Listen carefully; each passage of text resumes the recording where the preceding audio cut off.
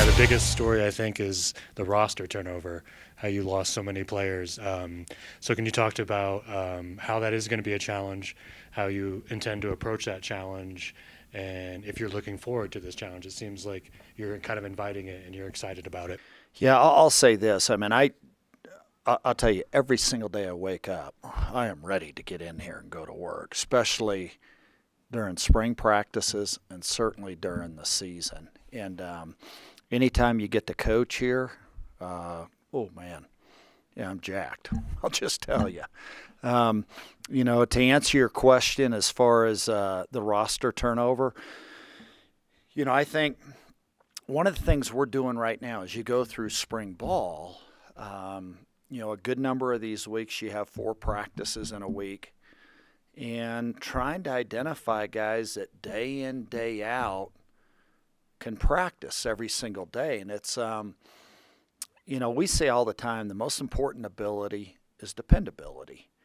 And really where that begins with is taking care of your business away from football while you're a cadet here academically, being able to plow through, all your military and your squadron obligations, but then being able to lift, being able to practice each day. And if you can do that, you're going to ascend, you're going to grow. And so this kind of gives us a little insight about some guys that maybe you can say, all right, you can depend on him. And I think that's a huge part of what we're doing this spring, in addition to developing more skill and even better foundation knowledge-wise in regards to our defense or our offense, and certainly in our special teams too. Okay. And that I've heard your offensive line. Did you pretty much lose everybody on the offensive line to start? We did, yeah. Unless I'm a returnee, I'm back. Yeah. How is that going to be a challenge, and what are you looking to? Because O-line, I think, is one of the most important aspects of any good football organization. How do you plan to address this? Well, it's going to take. It's a process. Certainly, it's going to take a good bit of time. We do have guys with enormous desire. They are incredibly just well coached when it comes to the instruction. Just how important the details are by Coach Labotsky. And, they're going to be maybe all new faces up front. And any players that you've seen like in these practices so far that have caught your eye and you've seen a mass improvement from last year as they were backups for last year? I wouldn't, not yet. Hopefully we get to the back half of August. That absolutely is the case. I don't think I'm probably ready to say that's not yet. Yeah. And what a lot of people don't know about like Air Force football, Navy football, Army is it's unlike other colleges where you're not just getting an athlete, you're getting a serviceman, a cadet. Kind of speak to like how that can be a challenge when you're trying to build a football team, and also a blessing when you're trying to build a football team, because they're going to be dependable, they're going to be straightforward. They're not going to be like, quote unquote, like a party kid or anything like that you might see at a university. Well, I don't take anything for granted. I think it's the choices that you make each day to take care of business academically. The respect, the way you treat other people, having that heart, if you will, to build a team, to bond together with others. And so that's not a given. It takes a pure commitment for that to occur. And, now there are a lot of things that are quite challenging. There just aren't that many guys that really you can identify and recruit. I think probably in a lot of ways even more so in this day and age. And I say that because of how many guys want to know, all right, what are potential pay opportunities when it comes to NIL? Oh, we don't have that here, and so some of the candor that has to occur in terms of the quality of the communication, that's part of working here. Excellent. And any areas this recruiting season that you're more focused on than others? Defense, offense, any positions that you're really looking to fill that you find you have any holes? Well, we don't have a lot of experience. We know that. I mean, you look at how many. There are going to be so many new guys in spots. We talked about the offensive line. There's 5. Quarterback. There's fullback. There's Dane Kinneman. I mean, you start, defensively. Yeah, there was Trey Taylor and Jaden Goodwin and inside backer Alec Mock and Jonathan Youngblood and the edge guys, Bo Richter and PJ Ring. I mean, and yet I wouldn't say there was necessarily solely one position that we focused on. We try to make it as well-rounded as we possibly can each year in recruiting. We do that with what we have in mind. We aren't able to short-term replace, if you will, to go to a 2-year school or identify guys that are candidates via the transfer portal. And then the guys we're bringing in, just reading Dylan Carson's bio, I mean, it's like salutatorian, National Honor Society, ran for 2,600 yards. I think he's an aeronautical engineering major. Like, he seems like the prototypical Air Force guy. Is that what you saw from the beginning when you encountered him as a recruit? I'll tell you it was awesome. Mike Thiessen was the lead recruiter for Dylan. And I remember Mike saying, Coach, I really think we need to look at this film. He is our guy. That's exactly what he said. And yet when you looked at the film, you thought, oh, my goodness, he absolutely has talent. That absolutely, that certainly could come into play in the way we operate. And he has very good power. He's exceptionally strong. He's bright. He's respectful. He's got an unbelievable drive and desire to improve and grow. Were you impressed with what he was able to do in his limited carries last year? Because, I mean, you have to be, right? I mean, I think sometimes, you see he pops a big run in Hawaii.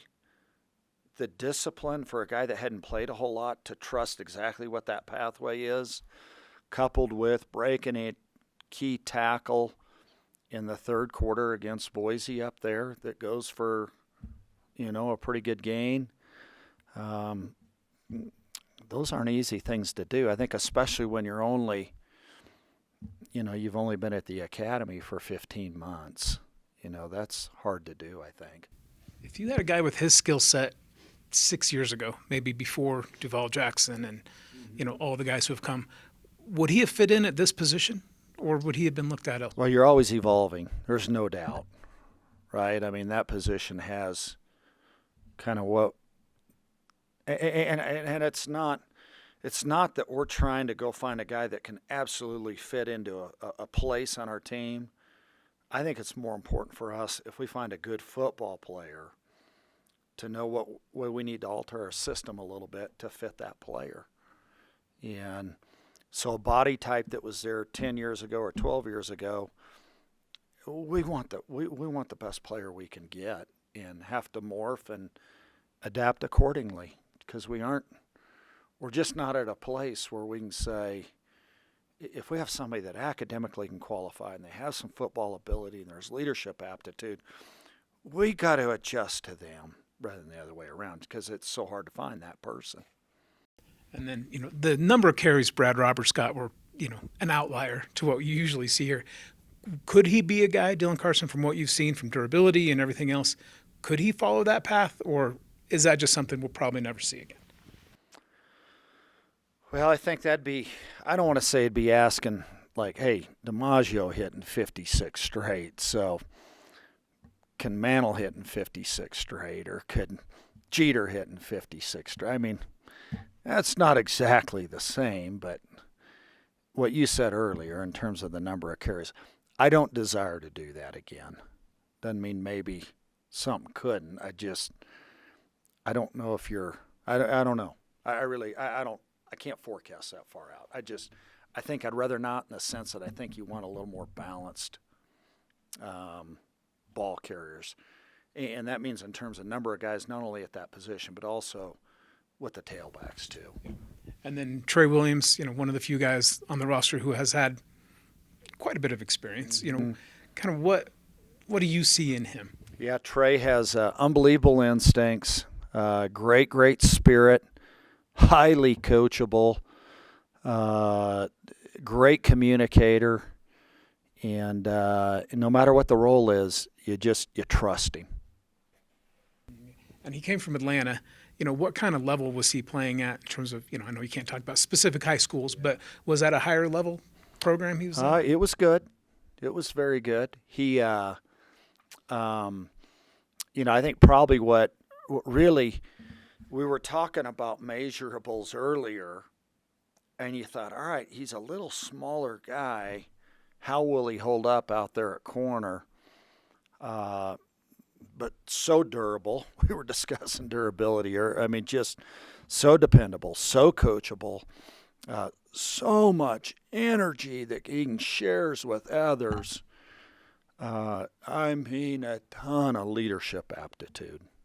And won't take too long. I think you guys will sense that too. And is anyone else, so we've heard Peyton Zdroik is on a turn back this semester. He'll get an extra year or an extra season then. And Camby Goff, you mentioned, is coming back. Is there he anybody, is back. He is back now. And he'll get that additional season. Is there anybody else in that mix? No. And that's no, there's not. Okay. Thanks, Coach. Yeah, do you guys have anything else?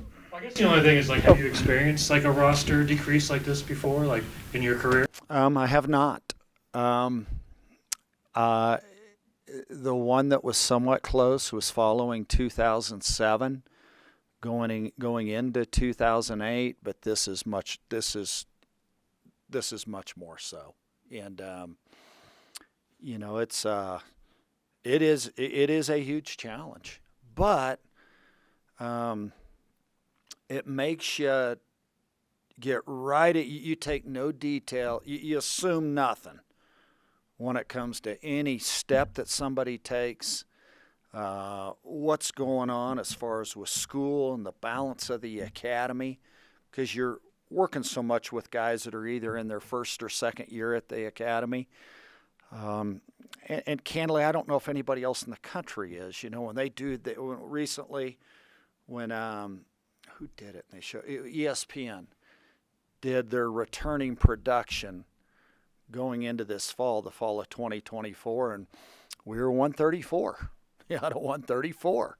And I don't fully know that equation. I know part of that's tackles, part of it's starts, part of it's returning yards.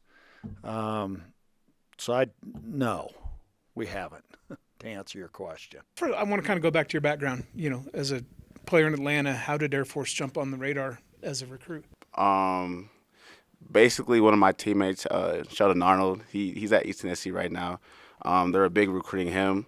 And, the grade just lined up for me. Just the tape just lined up for me. And they pursued me for a little bit. And then I came out here for a camp. They offered.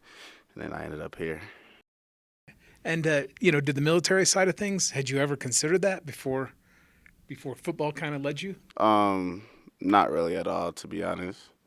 I didn't really have a family background in military or anybody I really knew that went the military route. It was just something different, just branching off from my hometown and just trying something new, basically.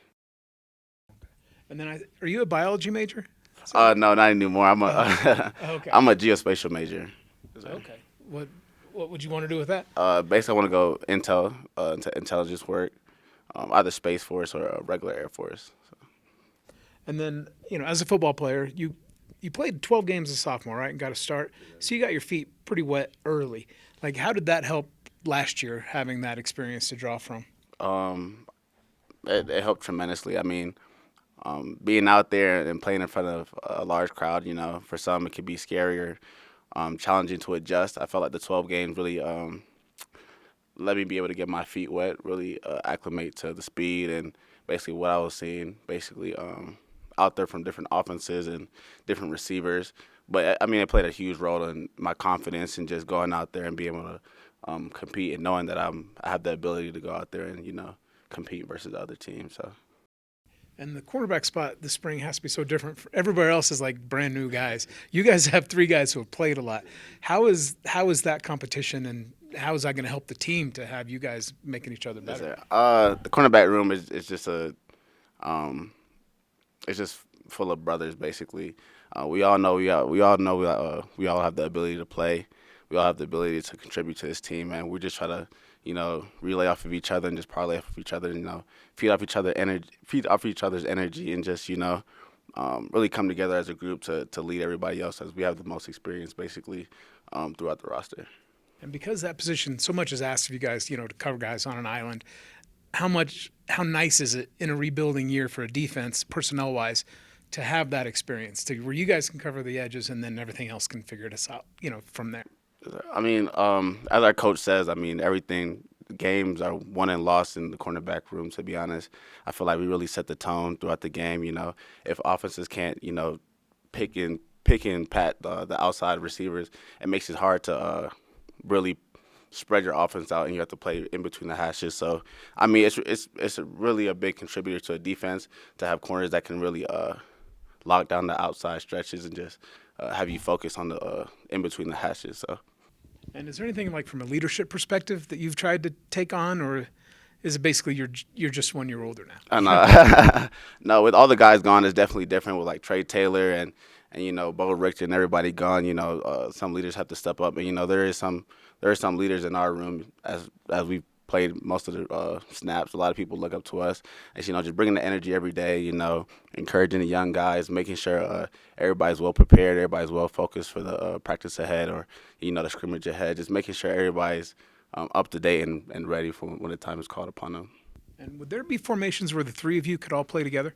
I mean, Jerome did play a little bit of safety. I have no clue what could entail with that, but, I mean, hope so. I hope so, I'm curious, what number were you assigned as a freshman?